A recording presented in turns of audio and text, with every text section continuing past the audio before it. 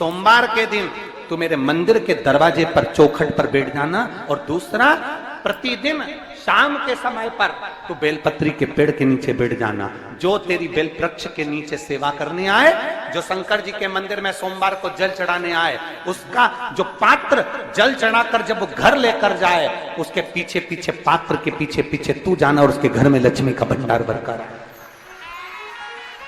लक्ष्मी बेलपत्र के वृक्ष के नीचे तू विराजमान हो जा। उस बेलपत्र के वृक्ष के नीचे जो बुआरी लगाए, सेवा करे, चाकरी करे, एक बेटी को जैसे बड़ा करते हैं वैसे बेलपत्री के वृक्ष को जो बड़ा करे, बेलपत्री के वृक्ष का जो पालन करे, पोषण करे, उसकी संभाल करे, उस बेलपत्री के वृक्ष को जैसे जैसे वो उन्नति करे, वैसे वैसे उसके घर में समृद्धि बढ़ते जाए। उस जिसका खुद का मकान नहीं हो, खुद का मकान नहीं हो, किराए के मकान में रहते रहते जिंदगी बीत रही हो, खुद का नहीं, और बहुत दुख का जीवन चल रहा हो, बहुत कष्ट का जीवन, बहुत अपना खुद का कोई मकान नहीं, मान लो प्लाट है पर मकान बन नहीं रहा, या कोई प्रॉपर्टी अपनी नहीं बन रही, तो हम इस व्यासपीठ से कहना चाहेंगे कि एक प्रयोग अवश्य करिएगा, एक प्रयोग अवश्य। अपने आसपास के 5-6 बेलपत्र के वृक्ष देख लीजिए,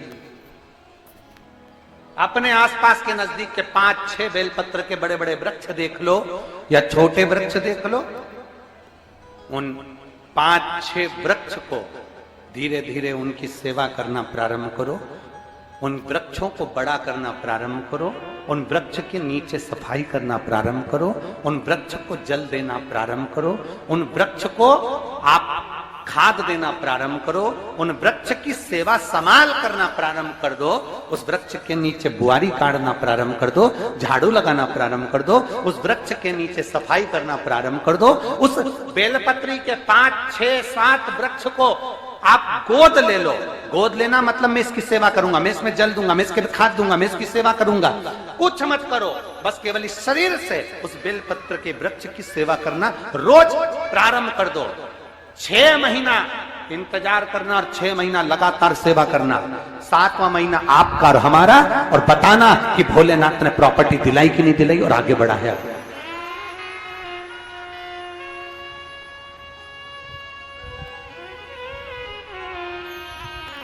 एक बेलपत्र का वृक्ष जिसके नीचे माता लक्ष्मी विराजमान होती है, एक बेलपत्र के वृक्ष के नीचे लक्ष्मी रहती है।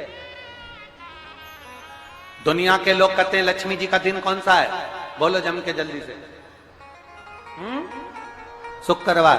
दुनिया के लोग कहते हैं लक्ष्मी जी का दिन शुक्रवार है, पर माता लक्ष्मी से पूछा जाए कि तुम्हारी माता ख्याति देवी नारायण भगवान के साथ तुम्हारी शादी नहीं कर रही थी, शंकर को लक्ष्मी दे रही थी, तब तुमने भगवान शंकर से विनती करी, भोले बाबा मैं नारायण से प्रेम करती हूँ, भगवान नारायण से मेरा विवाह हो।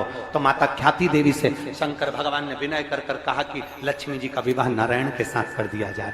भगवान नारायण के साथ जब लक्ष्मी जी का विवाह हो गया, तब लक्ष्मी जी हाथ जोड़कर बोलती हैं, बाबा मेरा विवाह नारायण के साथ हो गया, पर मैं आपके चरणों की सेवा करना चाहती हूँ, बाबा आप कृपा करिए कि मैं क्या करूं आपके लिए। शंकर भगवान कहते हैं, लक्ष्मी बस 2 चीजें कर दे, एक सोमवार के दिन तू मेरे मंदिर के दरवाजे पर चौखट पर बैठ जाना, और दूसरा प्रतिदिन शाम के समय पर तू बेलपत्री के पेड़ के नीचे बैठ जाना। जो तेरी बेल वृक्ष के नीचे सेवा करने आए, जो शंकर जी के मंदिर में सोमवार को जल चढ़ाने आए, उसका जो पात्र जल चढ़ाकर जब वो घर लेकर जाए, उसके पीछे पीछे पात्र के पीछे पीछे तू जाना, और उसके घर में लक्ष्मी का भंडार भरकर आए। लक्ष्मी बेलपत्र के वृक्ष के नीचे तू विराजमान हो जा। उस बेलपत्र के वृक्ष के नीचे जो बुआरी लगाए, सेवा करे, चाकरी करे, एक बेटी को जैसे बड़ा करते हैं वैसे बेलपत्री के वृक्ष को जो बड़ा करे, बेलपत्री के वृक्ष का जो पालन करे, पोषण करे, उसकी संभाल करे, उस बेलपत्री के वृक्ष को जैसे जैसे वो उन्नति करे, वैसे वैसे उसके घर में समृद्धि बढ़ते जाए, उसके घर में वैभव बढ़ते जाए। ये शंकर भगवान माता लक्ष्मी से करे, भगवान शिव माता लक्ष्मी से करे। तो भस्म, अगर शिव के मंदिर में भस्म मिल जाए, शंकर पर चढ़ी हुई भस्म अगर मिल जाए तो, और अगर भस्म ना मिले ना, तो शंकर के जो शंकर भगवान का जो शिवलिंग है, शिवलिंग के आसपास में जो जलाधारी है, यहाँ अगर भस्म ना मिले तो इस जलाधारी पर अपना हाथ स्पर्श कर कर अपने तन पर उसको लगाकर जरूर भस्म। एक शंकर पर चढ़ा हुआ जल, दूसरे नंबर पर है शंकर पर चढ़ी हुई भस्म। ये दो स्पर्श जरूर, स्पर्श। एक भस्म का एक बड़ा सुंदर चरित्र आता है। दूसरा, जिस भूमि पर बैठकर कथा सुनो उसकी रज को अपने मस्तक पर थोड़ा सा लगाकर अवश्य जाओ, वो जीवन का एक आनंद है। और शंकर के मंदिर में जाओ तो दो चीजें अवश्य लेकर आओ। पहला, शंकर जी पे चढ़ा हुआ, जम के बोलो, जल अवश्य लेकर आओ। क्योंकि जब तुम जल लेकर आते हो, पात्र लेकर आते हो, तो मेरा महादेव लक्ष्मी जी को तुम्हारे पीछे पीछे तुम्हारे घर तक भेज देगा। चढ़ी हुई बेलपत्र मत खाओ, लोग कहेंगे शंकर पर चढ़ा हुआ ये मत खाओ।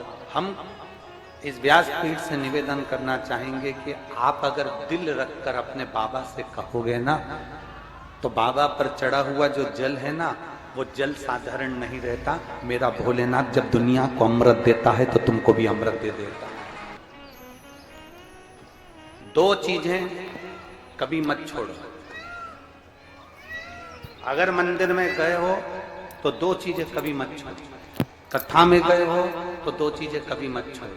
एक, कथा श्रवण करना। दूसरा, जहां कथा बैठकर सुनते हैं वहां की रज को अपने मस्तक पर लगाना। कथा सुनने के बाद आप यहां से जाओ, भले दरी बिछी है, आसन बिछा है, कारपेट बिछा है, उस पर अपना हाथ फेर कर उस रज को अपने मस्तक पर जरूर लगाओ। क्योंकि शिव पुराण में, भागवत पुराण में, स्कंद पुराण में, कुर्म पुराण में, नर्मदा पुराण में, लिंग पुराण में, नारद पुराण में, ब्रह्म वैवर्त पुराण में, जितनी भी पुराणे हैं, सब पुराणों में लिखा है कि जिस स्थान पर बैठकर हम भगवान की कथा को सुनते हैं, उनको याद करते हैं, जितनी देर हम उनको याद करते हैं उतनी देर वो परमात्मा उस स्थान पर बैठा हुआ रहता है। हाथ रखकर बोलना, शंकर भगवान से तुम्हारा रिश्ता कौन सा? शिव जी से आपका कौन सा रिश्ता?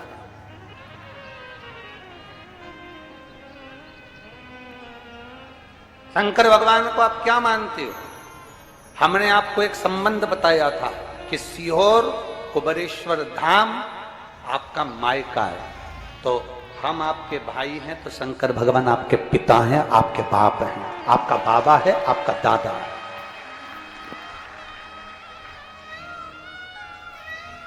अब आपसे हम प्रश्न करें, उत्तर मेरी कुरुत की बहनें भी देंगी और मेरे जीजा उन भी देंगे और मेरी बेटियां और मेरे बेटे देंगे। आपसे प्रश्न करें, अगर बेटी को दुख होगा तो क्या वो अपने बाप से नहीं कहेगी? बोलो तो जम के। बेटी को तकलीफ है, वो अपने बाप से ना कहेगी। बेटे को तकलीफ है तो वो अपने पिता से, अपनी मां से नहीं कहेगा, मम्मी मुझे ये तकलीफ है, पापा मुझे ये दुख है, मां मुझे ये तकलीफ है, पिताजी मुझे ये कष्ट है। क्या वो अपने माँ बाप से नहीं कहेंगे? क्या वो अपने माँ बाप से विनय नहीं करेंगे? और माँ, पिता, फिर उसके करीब में, उसके नजदीक में जो भी होता है वो माँ बाप निकाल कर उसको दे देते हैं, माता पिता उसको दे देते हैं। माता, लोग कहते हैं कि शंकर जी पे चढ़ा हुआ जल मत पियो, लोग कह देते हैं शंकर जी पे चढ़ी हुई बेलपत्र मत खाओ। कोई इस बहन से पूछे, सुनीता सोनी से, कि शंकर पर चढ़े हुए जल से उसकी गांठ जो डबल से उसके शरीर में आ गई थी वो समाप्त हो गई, तो जरा विश्वास करिएगा कि एक बेटी अपने माँ बाप से ही तो कहेगी, और बाप के पास में जो होगा वही तो अपनी बेटी को देगा दुख को मिटाने के लिए। तो मेरे शंकर भगवान के पास तो उसका चढ़ा हुआ जल है। दूसरा, जिस भूमि पर बैठकर कथा सुनो उसकी रज को अपने मस्तक पर थोड़ा सा लगाकर अवश्य जाओ, वो जीवन का एक आनंद है। और शंकर के मंदिर में जाओ तो दो चीजें अवश्य लेकर आओ। पहला, शंकर जी पे चढ़ा हुआ जम के बोलो, जल अवश्य लेकर आओ, क्योंकि जब तुम जल लेकर आते हो, पात्र लेकर आते हो, तो मेरा महादेव लक्ष्मी जी को तुम्हारे पीछे पीछे तुम्हारे घर तक भेज देगा। दो चीजें लेकर अवश्य आओ, और शिव पुराण में जाओ तो दो चीजें लेकर अवश्य जाओ। पहले नंबर पर शंकर की कथा और अपने अंदर विश्वास कि मेरे महादेव की मैंने कथा सुनी है, अब मैं भटकूंगी नहीं। सारी दुनिया में मैंने ठोकर खा ली, अब कहीं ठोकर नहीं खाऊंगी, अब तो दरवाजे पर महादेव के जाऊंगी, बाकी की दूसरा, कथा में बैठी हूं बाबा के इस रज को, ये रज नहीं है, ये धूल नहीं है, ये मेरे बाबा के कैलाश 12 ज्योतिर्लिंग का चंदन है, इसको मस्तक चढ़ाऊंगे अपने हृदय से। लाते हो आप लोग? हाथ उठाओ जरा, रख लो, बहुत बढ़िया, प्रणाम आपको सभी को नमन। 2 बूंद जल लेकर आओ, परला नहीं पियो तो उस जल को अपने घर में छींट दो।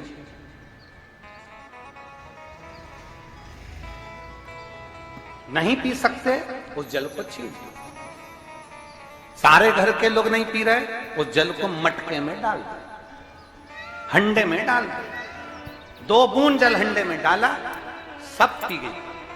आपको अलग अलग किसी को देने की जरूरत नहीं पड़ी, किसी को नहीं। हंडे में डाल दो, मटके में डाल दो, सब उस पानी को पीना प्रारंभ।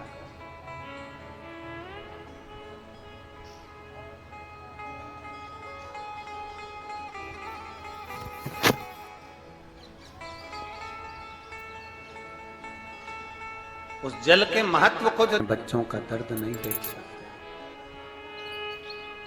जब माता पिता अपने बच्चों का दर्द नहीं देख सकते तो देव अधिदेव महादेव तुम्हारा दर्द कैसे देखेंगे?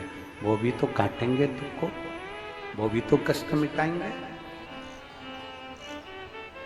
2 चीजें कथा में जाकर ले, एक जहां जगह मिल जाए वहां बैठकर कथा सुनो। धूप लगे, पंडालों की इतनी व्यवस्था नहीं हो पाती है, पंडाल लगाने वाले, टेंट लगाने वाले टेंट लगा लगा के थक जाते हैं, तो अपने साथ एक छाता लेकर चलो। 2 पानी की जम के बोलो जरा, बोतल, बिछाने की दरी अपने साथ लेकर चलो। लोगों ने उमा महेश की कथा अपने जीवन में धारण करी कि नहीं करी वो हमको नहीं स्मरण है, पर एक बात का स्मरण करिएगा, ये जो कथा चल रही है ये गौरी शंकर चल रही है। इसके बाद में जो अमलेश्वर में कथा है वो कौन सी है? समर्पण शिव महापुराण कथा। उस समर्पण शिव महापुराण की कथा जब 2 तारीख को विराम हो जाएगी, तब उसके बाद में जो कथा 6 जून को प्रारंभ होगी सोलापुर महाराष्ट्र में, उस कथा का नाम रहेगा उमा महेश शिव महापुराण की कथा। उसको जरूर सुनो। सोलापुर में जो 6 जून से कथा होगी उसका नाम उमा महेश शिव महापुराण, उसको सुनना, श्रवण करना, उसको धारण करना है। उसमें इतने प्रश्न माता उमा ने भगवान महेश से करे हैं, और महेश भगवान शंकर उसका हर प्रश्न का उत्तर दे रहा है। भगवान महेश भगवान शंकर हर प्रश्न का। बाबा बोले माता उमा ने भगवान शिव जी से, महेश भगवान से, भगवान शंकर से करेंगे, बाबा भोलेनाथ जी बताओ, संसार में जन्म लेने वाले व्यक्ति के जीवन में उसके भाग्य में अगर सुख नहीं है, उसके भाग्य में खुशियां नहीं है, उसके भाग्य में कोई अच्छा है ही नहीं, तो वो जीव क्या करेगा? वो जीव क्या करेगा?